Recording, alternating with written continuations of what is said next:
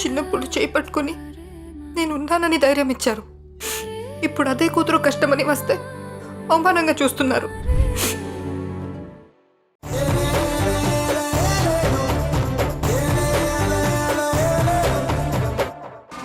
శ్రీమతి గారు మెసేజ్ చూసుకున్నారో లేదో.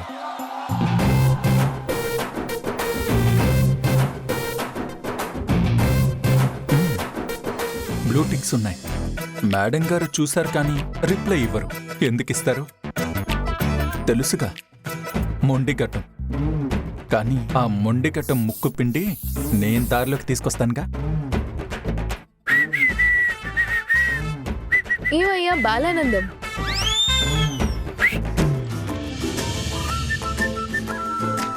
నీ వల్ల దేశానికి ఏంటి ఉపయోగం? బాలానందం ఏంటి బాలానందం? పైగా నా వల్ల దేశానికి ఏంటి ఉపయోగం అంటావా? ఇలా వరుసగా 2-3 ప్రశ్నలు అడిగకూడదు మిస్టర్ బాలానందం. ఇదిగో మళ్ళీ బాలానందం. ఏంటా బాలానందం? అవును, నా పేరులో ఉండే చివరి తోకని మీ పేరులో ఉండే చివరి తోకని కలిపితే బాలానందం. ఏంటి? మన పేరులో ఉండే చివరి తోకల? అవును, నా పేరులో ఉండే చివరి తోకని మీ పేరులో ఉండే చివరి తోకని కలిపితే బాలానందం. హలో, ఏంటి నువ్వు నీ పేరు వెనక నా పేరు చేర్చి ఆ పేరుని నాకు పెడతావా? నేను మగాణ్ణి మొగుణ్ణి, నా పేరు ముందుండాలి.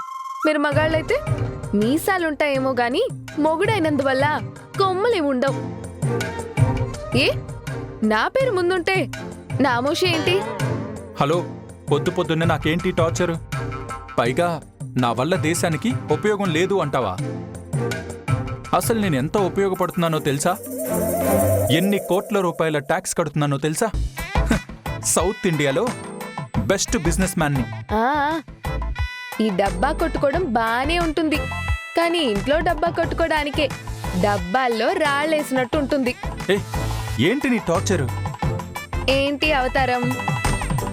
ఏంటి అవతారం? ఆఫీస్కి బయలుదేరుతున్నాను చక్కగా మ్యాన్లీగా. హలో, ఇది చక్కగా మ్యాన్లీగా కాదు. రోజు ఈ డ్రెస్ కోడ్లో చూస్తుంటే వయసైపోయిన అంకుల్ని చూస్తున్నట్టుంది. హలో, అంకుల్ ఏంటి అంకుల్? ఎక్కువ మాట్లాడుతున్నావు నువ్వు. మరి ఎప్పుడు చూసినా ఫార్మల్స్ అవి కర్మ. యూత్ఫుల్ గా ఉండవయ్యా. చక్కగా జీన్స్ వెయ్యి, ఒక ఫ్లోరల్ షర్ట్ వెయ్యి, మంచి స్నీకర్స్ వేసుకో, స్టైల్ గా సన్ గ్లాసెస్ పెట్టుకో. అస్సలు ఫీల్ అవ్వవు. ఎంతసేపు మేం బాధపడుతూ ఫీల్ అవడం తప్ప. నువ్వు నీ పిచ్చి వేషాలు. చేస్తున్న బిజినెస్ కి తగ్గట్టు డిగ్నిఫైడ్ గా ఉండాలి. నా కర్మ.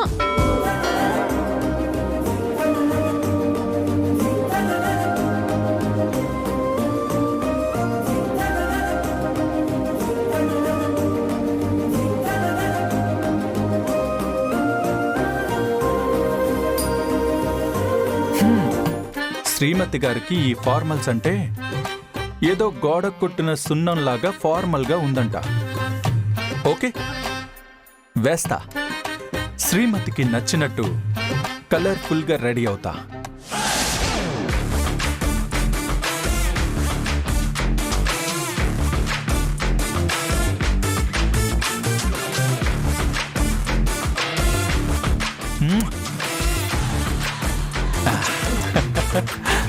రే, శ్రీమతి చెప్పింది కరెక్టేరా.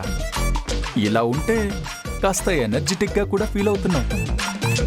రీ ఎనర్జీగా. రే నందు, చల్ రే.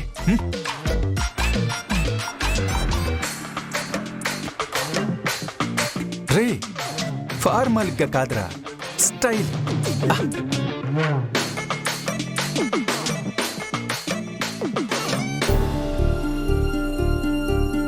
మధు, నేను ప్రణయ్ని కలవడానికి వెళ్ళొస్తాను.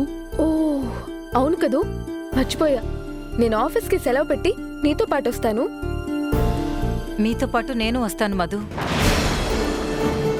రమణి, ఇప్పుడు ఎందుకు ఇంతమంది? నా కూతురికి తోడుగా వెళ్ళొస్తాను, తప్పే ఉంది.